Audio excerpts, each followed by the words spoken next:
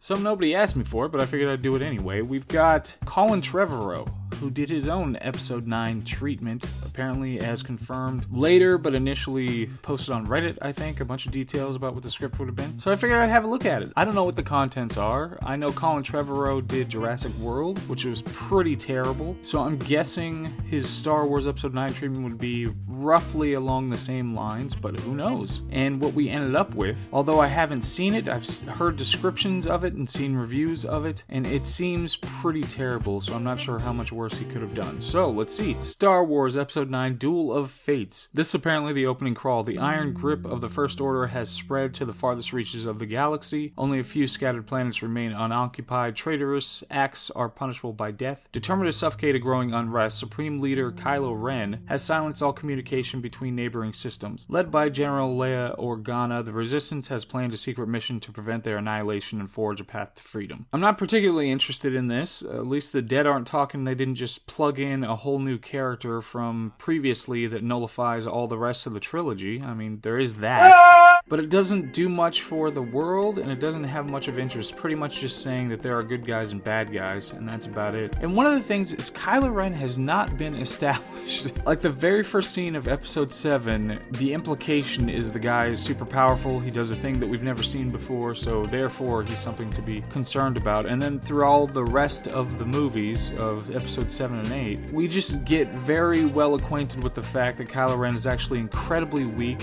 doesn't and hasn't accomplished much, and doesn't seem to be the type of person who can engender an entire First Order, a whole bunch of evil people to just follow him lockstep. It just doesn't seem like he's been established to be able to do that sort of a thing. He seems like a whiny, emo teenager, and so I don't think it works well at all. So this is pretty weak, but I'm guessing it's no worse than the opening crawl for Episode 9 that we did get, so whatever. So apparently he's off on Mustafar, skulking around Darth Vader's castle. He's haunted by the ghost of Luke Skywalker. I mean, that's slightly better. I'm not sure what his purposes are. I know, isn't he looking for a MacGuffin in the beginning of Episode 9? So in this, it's more character driven. It makes sense. He started out being haunted by Darth Vader and wanted to get back at Luke. It would make sense that he's now really struggling with this whole idea of he didn't get to be the one to defeat Luke, that Luke wasn't even there in Episode 8. So he finds an ancient Sith device. It's not a Wayfinder, though, a MacGuffin.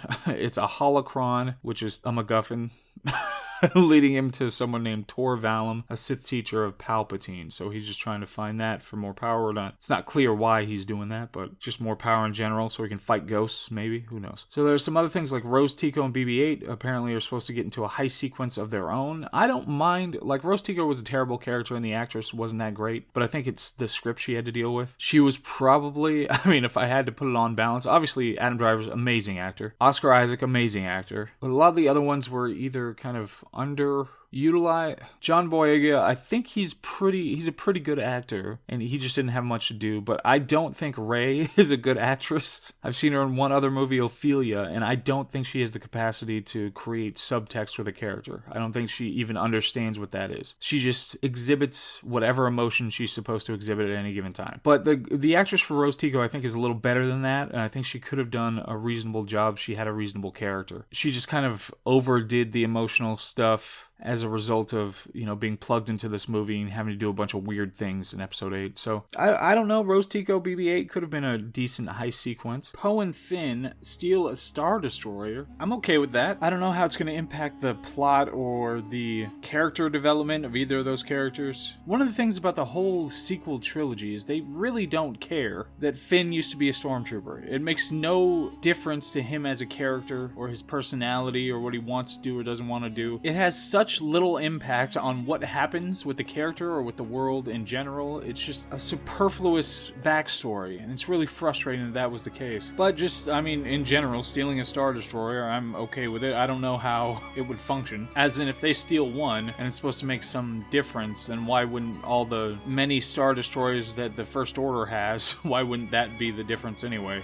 I don't know. It seems weird. Kylo Ren fights a Darth Vader, so maybe a kind of Empire situation Generation fights a Darth Vader. I don't mind the story, the structure of Kylo Ren being fixated on Vader and having that be a recurrent theme that keeps coming up. I'm perfectly fine with that. So that sounds okay. And Chewie pilots an X-Wing. Alright, I mean, that's just a toss-it-in kind of a thing, but alright. And in the end, it's revealed that Kylo Ren killed Rey's parents, and this is one of those things. And I see it a lot when you have amateurs trying to fix some movies. I remember somebody was talking about, and this is getting into deep theory alert. But somebody was talking about Midsummer and how it would have been better if the cult had something to do, spoiler alert, with killing Danny's family. So, wow, I should have said spoiler alert first. I'm gonna ADR the line before I say that. But when the world is too small, when all the characters directly interact with the other characters, and it's just, that really takes away from the believability of the world. So it becomes incestuous, where it's just like all the characters have a relation to everything else that happens. It's like when the bad guy turns out to have done everything bad in the world.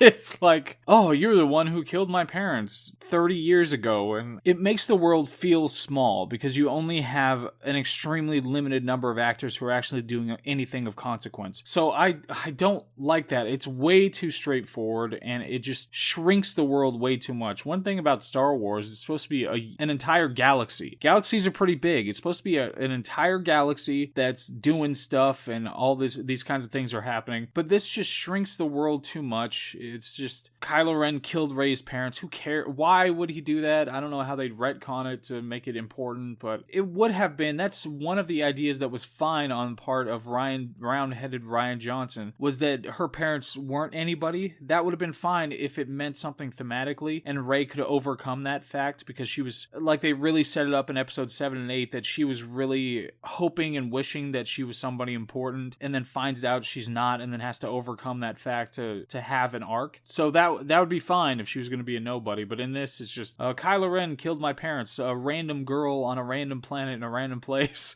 and he killed them. Obviously, they could have done the whole dyad thing where they were connected, and he just did it because he thought it would bring them together, he was looking for her or something, and the parents wouldn't give her up or something like that. And that's a structure that would have been okay. It would have been okay, and it would have been better than what we ended up with, Rey Palpatine, but it's so mixed up. Everything about how these things are resolved just ends up being so mixed up because they just assume the way that the audience is going to react to whatever is on screen, and they assume the knowledge of the audience being the same and the interests of the audience being the same as the writers. It's like when in episode 7, one of the most annoying things when Leia hugs Rey when Han is killed, that is perfectly emblematic, and it happens multiple times, where it's just a generic, well, these are our new characters and you're supposed to be the stand-in for the new characters audience, so therefore we're gonna hug you instead of hugging the person that makes sense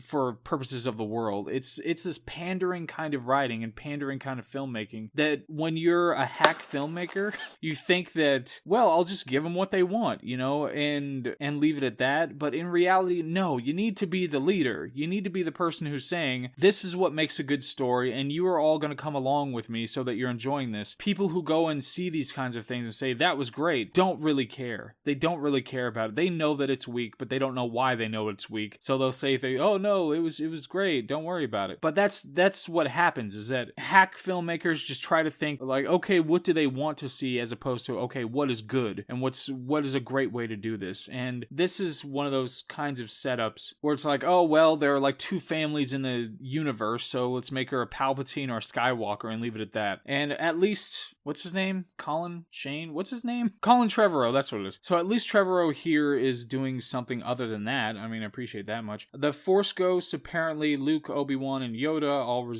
all assist Rey, not resist Rey, they assist Rey in her final battle against Ren. It's like, alright, I mean, plug in the Force Ghosts. That just seems like the standard thing that they were going to do at the end of this trilogy for some reason. Which I'm really not a big fan of it, especially them being involved in some way. It nullifies the sacrifice that was made and the fact that they're gone and how it's supposed to be kind of an important thing that they lived and died.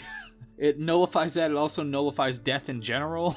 that suggests that it doesn't really mean that much. You could still hang out and have a taco or, you know, move things with do something in the world, even though you're gone. I really don't like that at all. There should always be the ambiguity of, I don't know whether it's really the forced ghosts who are doing the, you know, who are interacting with the world, or it's really just the people who are still alive who are thinking this, and it's a kind of daydream or a wish or something like that. So I'm not a big fan of that. And then the Jedi try to bring Ben back to the light, but they are unsuccessful, and Ben is extinguished, apparently is the word they use. So I'm perfectly fine with Kylo Ren not getting a redemption arc. He could just be too deep in the dark side. There just weren't enough characters and enough world to make sense of much of this. So obviously in the real episode 9, they bring Palpatine back to get a real villain so that they can have a redemption arc for Kylo Ren, but it's really hackneyed. It's not especially creative and apparently not done very well. So overall, I don't know, it sounds slightly better, I think, than what we ended up with, because it's not just chasing MacGuffins all over the place, but still, it's pretty weak storytelling. Of course, he probably didn't flesh it all the way out. That's probably just a basic outline of what happened, but I don't trust Colin Trevorrow at all to actually understand the nuances of storytelling or care about the nuances of storytelling. I think he would just kind of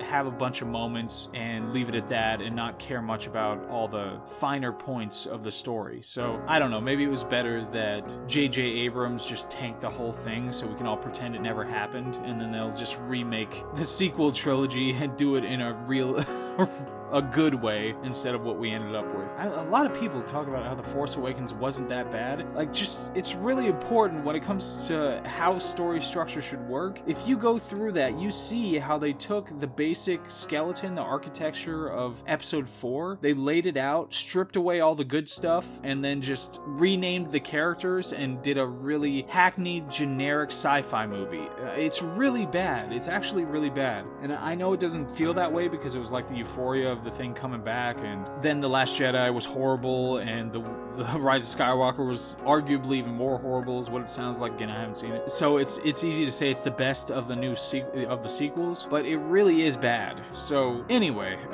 so that's Colin Trevorrow. I don't know, I'm gonna take a nap.